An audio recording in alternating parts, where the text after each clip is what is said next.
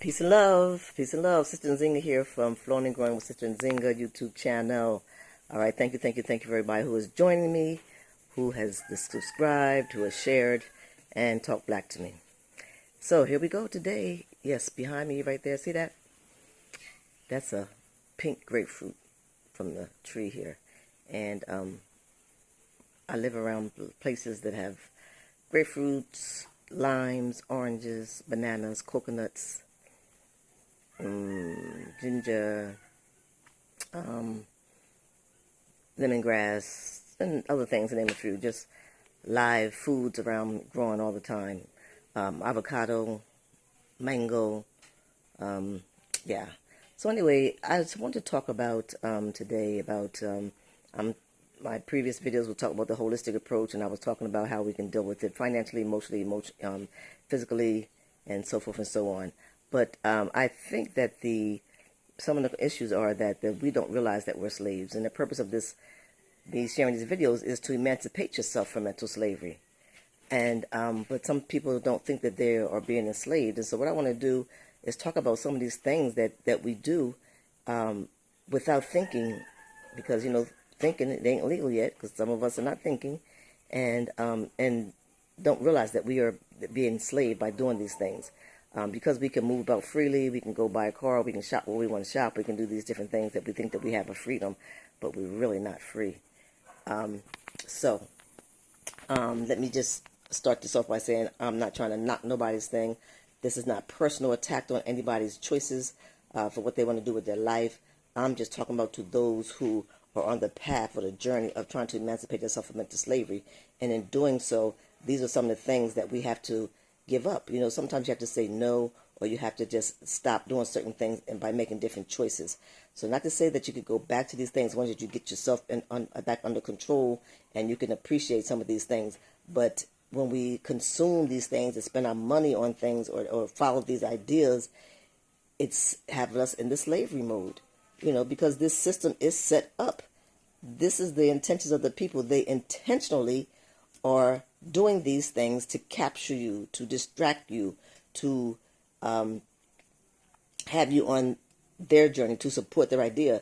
Because anybody in America right now who is working a job, you're working a job, and that job is feeding or participating in the activities of the society, which is and society's dream or regimen of things that they want us to do, because it's supporting their ideas, and most importantly, it is supporting them financially, or with our time and our money and our energy. So this is the slavery thing. If you're not doing something for yourself, you is participating. You're perpetuating, our own demise, because we participate in these things. And somebody may say, well, what else are we going to do?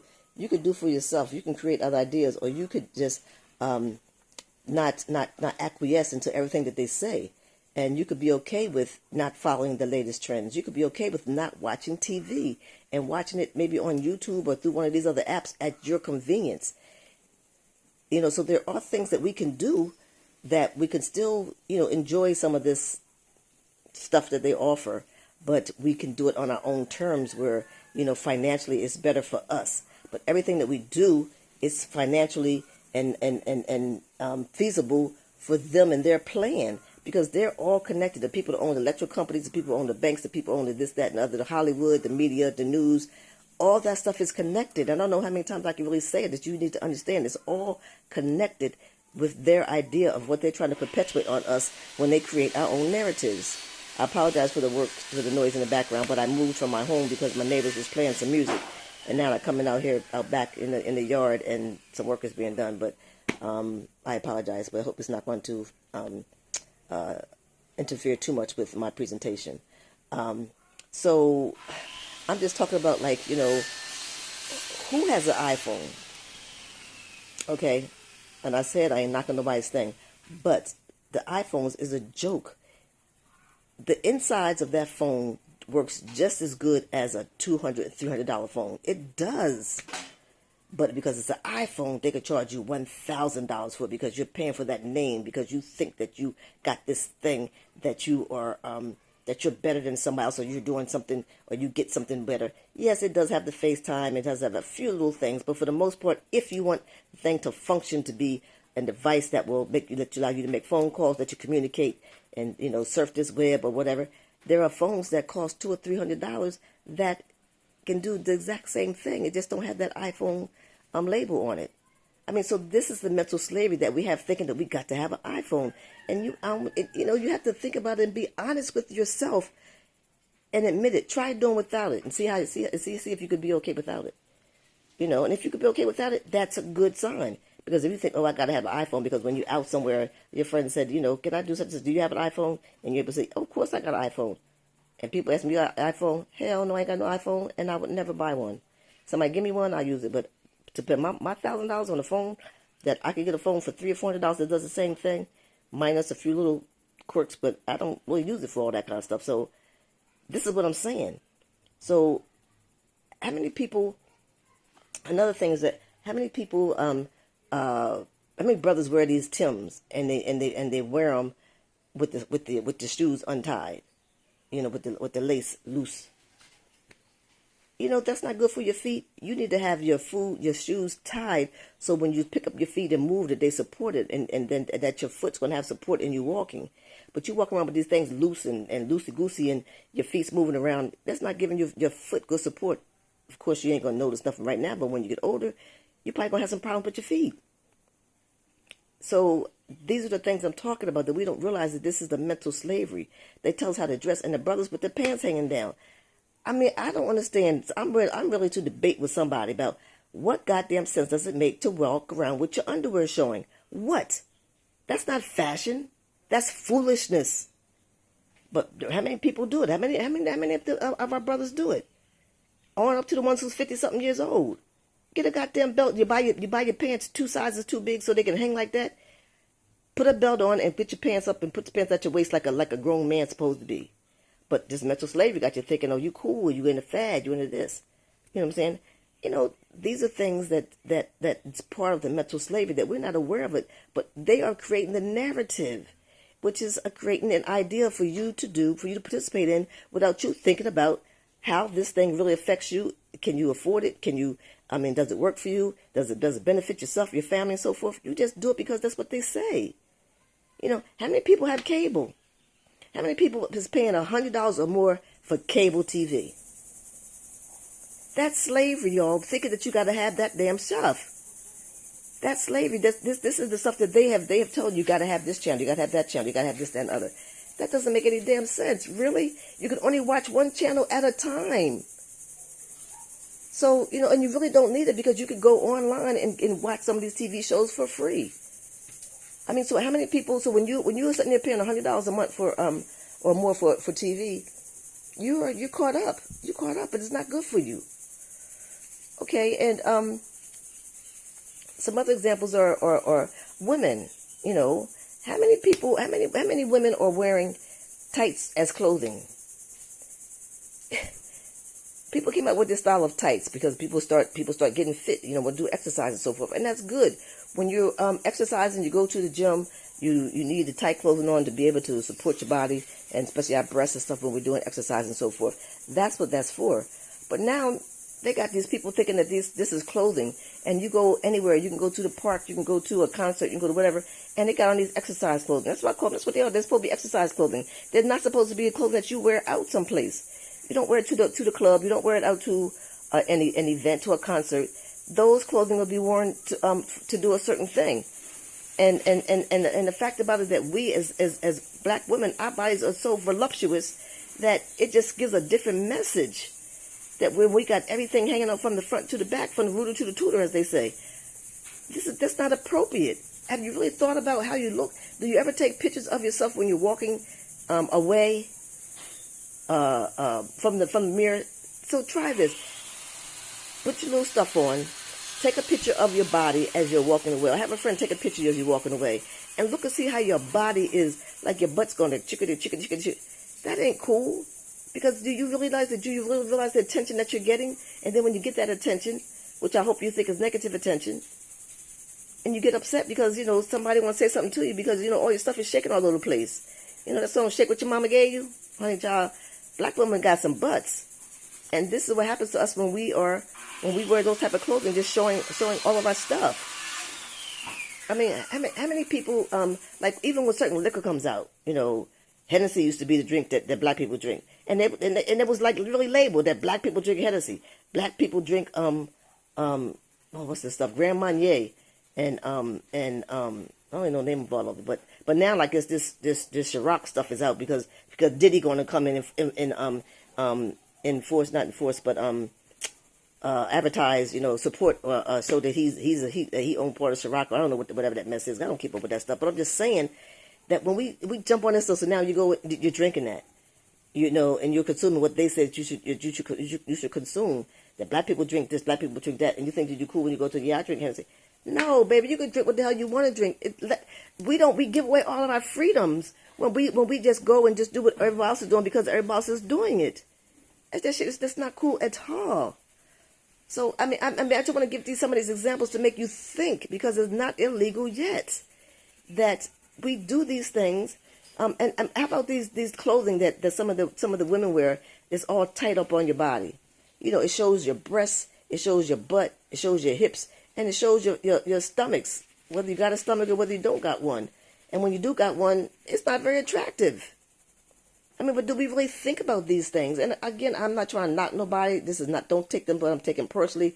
I'm just giving out this information to make you think that these people are creating these ideas, creating these narratives about who we are, what we should wear, where we should go, what we should consume with our own monies. But we're not, and we just go along and just do it. That's mental slavery. That is mental slavery. And people think, I ain't no slave to this. I can do what I want to do. But you really have to realize that you're really not doing what you want to do. You're doing what they say is the latest and the greatest, or something is trending, or what they say that black people should wear, black people should drink. That's what you're doing. You're following someone else's narrative that someone else has created for you. So I'm just saying, y'all, we really got to start thinking. And how many people and let me just tell you this. When I was young, and I'm 60-something years old, but when I was young, it was mostly white women that were prostitutes. Mostly white women were prostitutes. Black people weren't prostituting around during my time. There could have been a few here or there, but for the most part. And the image was the woman with the colored hair, with these high heels and those netted stockings, out there with the little short pieces out there, like, showing and stuff. But now they doing some time, and time come, time go. That's a fashion that they're showing that our women should be wearing now. The high heels, the tight clothing, all different colors of hair and all that kind of nonsense. Really? You guys think about this. Really, seriously think about this. And start thinking about loving upon yourself and not wanting to be told what to do and what to wear and all that kind of stuff by other people. Be unique. But if you don't like the styles, you don't have to wear it just so you can be accepted. Stop living your life for other people. But these people are really dictating to you, and even we're not accepting that. But it's the truth. If you really think about it, it's really the truth that they're dictating what you should do, how you should do it. And they're already controlling you by all this media.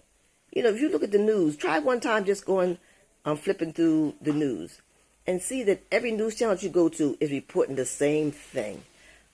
They say that this. I can't think of a damn example, but go try it out. All the news channels are reporting the same thing. And they're almost exactly even saying the exact same words. Each reporter, 3, 6, 9, 10, whatever channels that you have in your town, look at that. These people are in cahoots, and they're reporting the same thing because this is what you think a certain thing, and that's it. Because sometimes they know that we're not thinking, And it was this letter called the Willie Lynch letter. This man has said that that he would do these certain things to the slaves and do it over the period of time because he can guarantee that after a period of time that we don't have to do anything for them anymore because they're going to automatically do it. They say it takes 30 days in order for somebody to get something in somebody's psyche and they become good at it. But this is in a positive way when you're trying to learn something. But they have used this stuff in a negative way that they got us doing these things that they have perpetuated against us, and now they no longer have to do anything. They no longer have to kill us because even though they are still killing us, but we're killing our own selves. They no longer have to tell us to sit at the back of the bus because we automatically go to the back of the bus. They no longer want to venture to live out in a country or do something different in your living because you think that you're supposed to just do whatever they say you're supposed to do. you're supposed to live here just because this is where black people live at. I mean, it's so many things that we need to look at. Be honest with yourself about your life and the choices that you're making. Are these really your choices? Have you given up your freedom?